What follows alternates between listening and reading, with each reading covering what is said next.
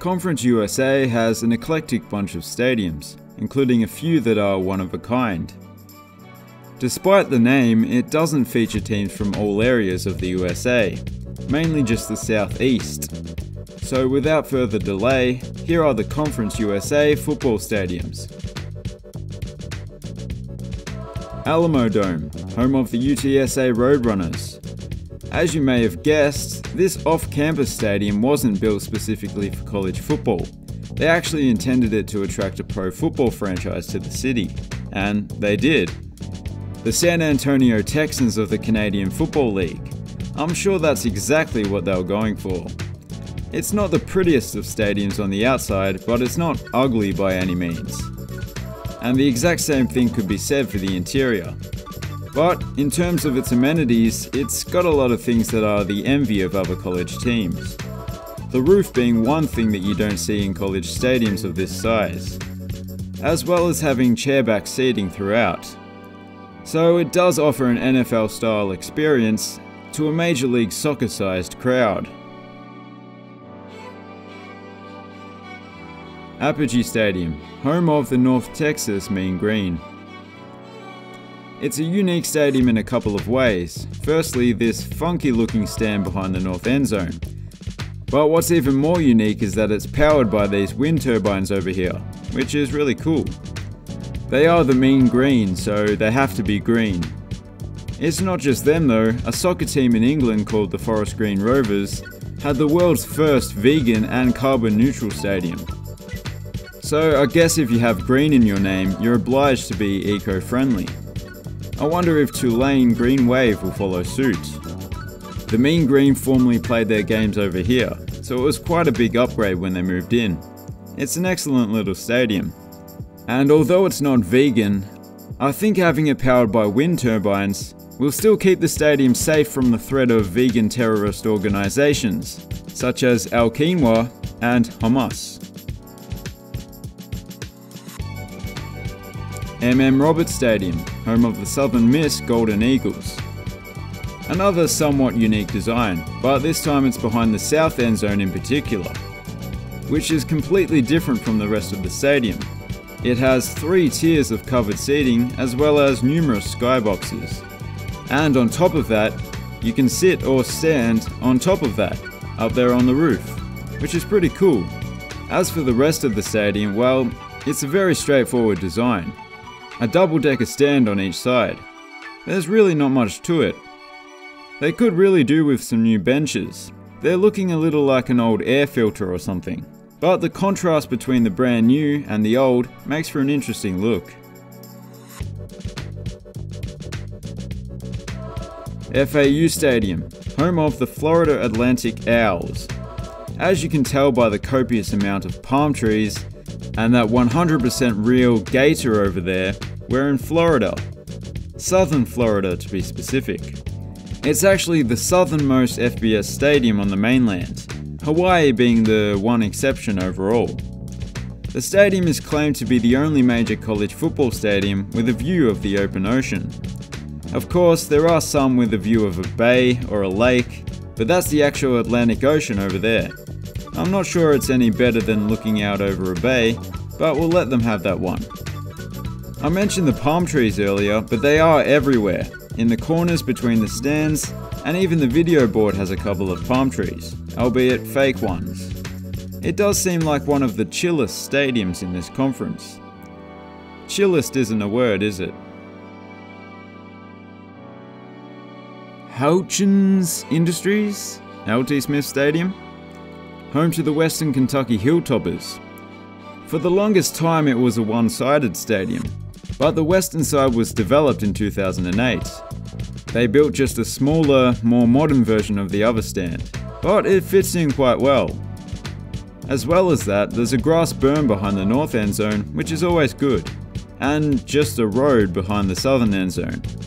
Also, it's a nice touch to have the team's branding on the, well, I was gonna say water tower, but in Kentucky I believe they use those to store Mountain Dew. But yeah, it's very small, but as you'll see later on, it's not the smallest in the conference.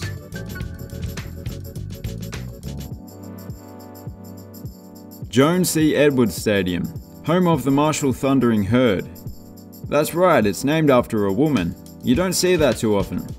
The field is actually named after her husband. He must have lost the rock, paper, scissors. The trick is to always choose rock, because it can't be beaten. Yes, the paper can cover it, but what's that gonna do? Is the rock gonna be like, oh no, I'm covered in paper, what can I do? It's a rock. It doesn't need to see or breathe. This goes on for a while. I'm gonna take over. The stadium's design is a fairly basic horseshoe. Besides the name, another unique aspect of the stadium is that the open end offers views of the nearby hills, which are actually in Ohio. In case you missed it, the stadium's in West Virginia. So that's kinda cool, to have an interstate view. It's an alright stadium, but I believe the school is more well known for their arts rather than their athletics program. I'm always hearing about martial arts.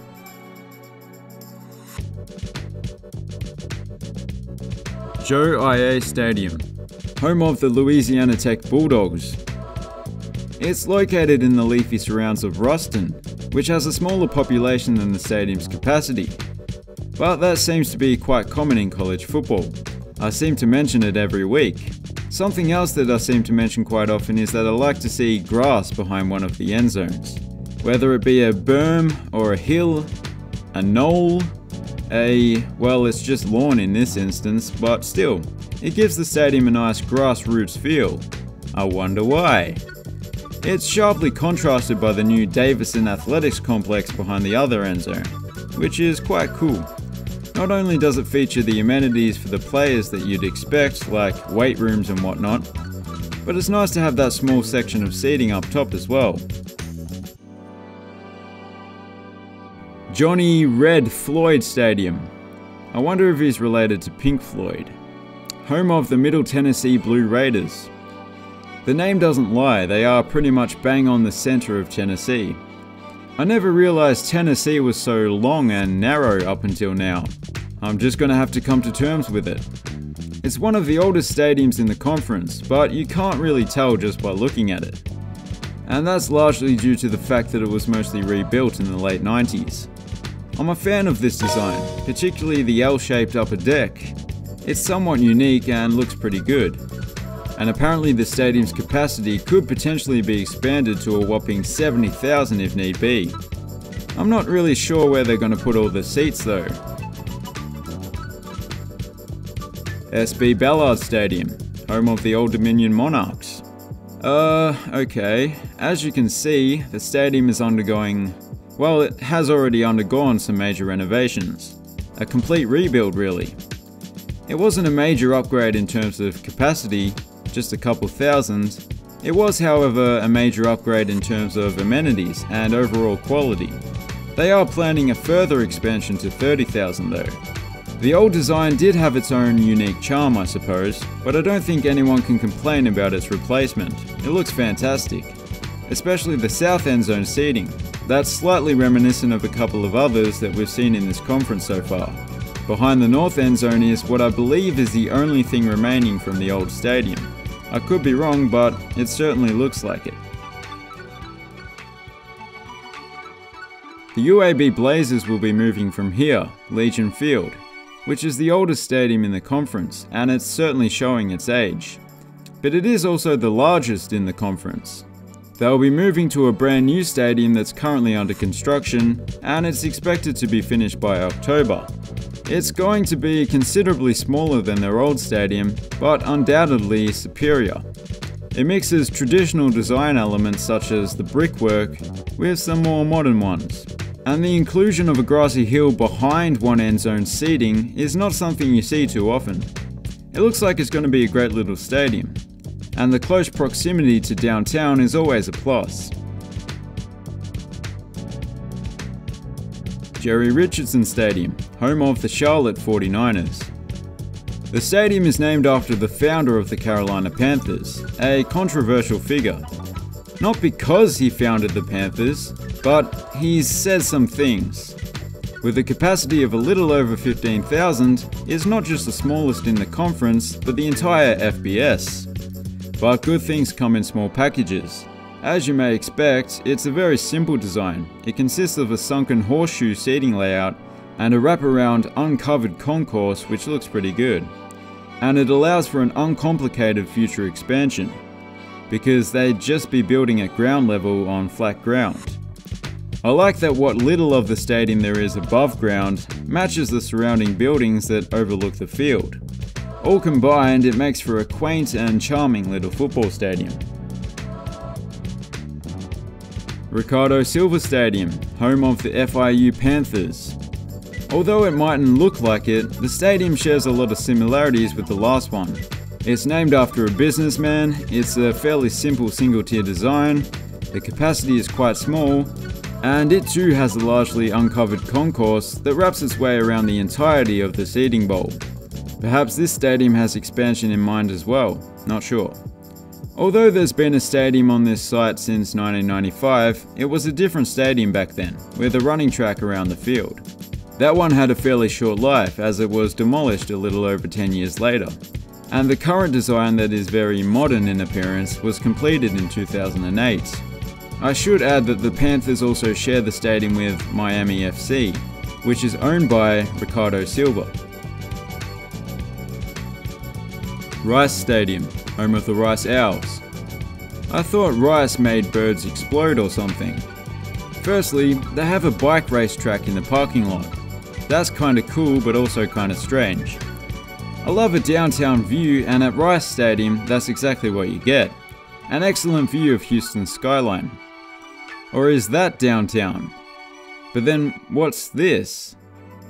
Anyway, doesn't matter. You might be surprised to hear that Rice Stadium has actually hosted a Super Bowl. That was way back in 1974. Nowadays it's only the third largest football stadium in Houston. Not that the Astrodome is going to be hosting a football game anytime soon. It is a fairly decent stadium. Replacing the northern seats with that performance center was a good move. But I believe that the Owls are considering going the way of the Blazers in building a new, smaller stadium. Sun Bowl, home of the UTEP Miners. Just like Sun Devil Stadium, it's located between two rocky mounds of earth. Sun Devil had buttes. I don't know what these would be classed as, just hills I guess. And I should mention that if you were to climb one of these hills, you'd not only get a great view of the field, but you'd also be able to see all the way to Mexico. That's not quite as impressive as it sounds, it's just right over there. Is it worth sneaking over for a burrito or two? Not sure, that's up to you. Probably not, El Paso burritos are probably just as good. Man, how great are burritos? Oh, anyway, the Sun Bowl is the biggest on-campus stadium in the conference, and one of my absolute favorites. Purely for the location and how it fits in perfectly. But as the name suggests, you're going to be baking in the hot sun in this big concrete bowl in the desert. And that's it for today's video. If you enjoyed it, then why not subscribe? It would be greatly appreciated. Thanks for watching, have a good one.